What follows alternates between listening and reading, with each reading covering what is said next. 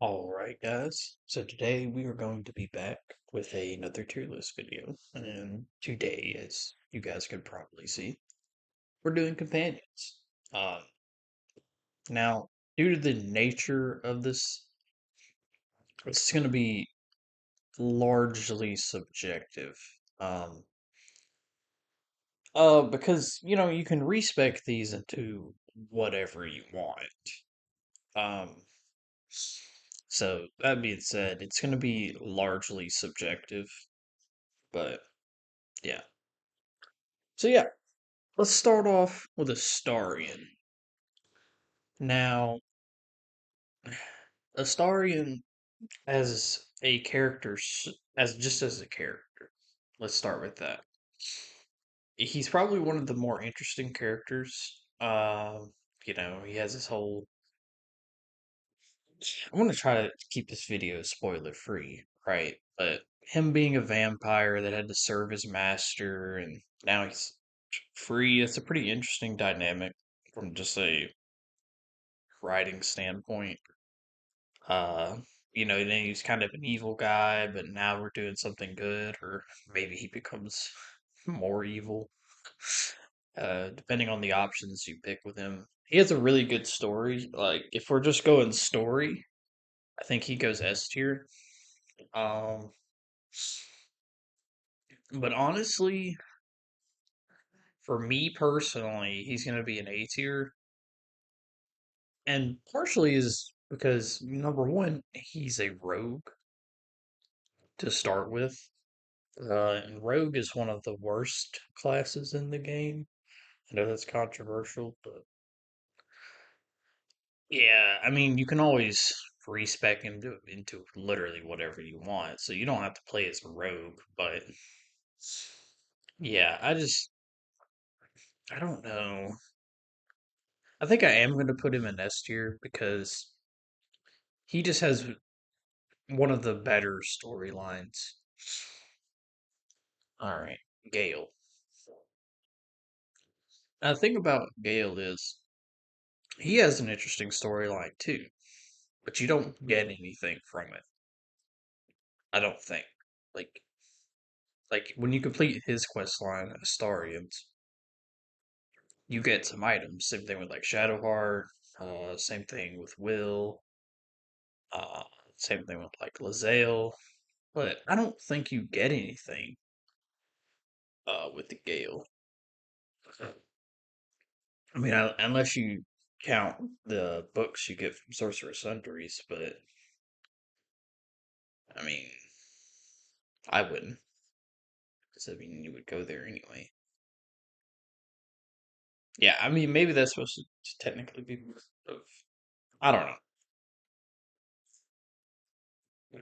But either way, now Gale being a wizard, it's one of the best classes in the game. And if you don't like wizard, you can always respec him into a sorcerer, and it won't feel too weird.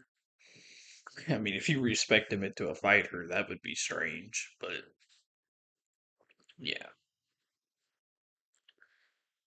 A tier, Halcyon. Now, moon druids, especially nowadays, are extremely strong. But the fact that you can't get Halcyon off the bat kind of is a deal breaker for me. Um, because whenever I play with companions, I like to have a companion the whole playthrough. You know, I don't know. It just feels weird to have to switch companions. Um, for that reason alone, I'm gonna put him in B tier. He doesn't really have a storyline past Act Two, and even then, I mean, I don't know if that's necessarily his storyline. I mean, it kind of is, I guess. You do it with him, so. Jahira, yeah, same thing. Gonna be B tier. Though she does have a more interesting storyline, I guess, than Halson. Parlat. For me, this is the worst one of playable companions. She has a storyline, but I don't think you get anything from it. And I mean, she basically doesn't have a storyline. I mean, you have to use the Infernal Iron for her, but I don't know. To me, I don't know. Yeah, it's gonna be a B tier. Lae'zel. Now, she has a storyline and it's great, and you get great things from it. But she is definitely going in C tier just because she's just rude. I just don't. She's just always rude, especially at the beginning of the game. I don't like the vibes I get from Blazel. She's always mean. Um, if you're gonna do like an honor mode playthrough, I would suggest not using her at all because there are certain things that happen that you have to convince her to like go along with you, and it's pretty hard to do it. And if you know what I'm talking about, like in the crash, yeah.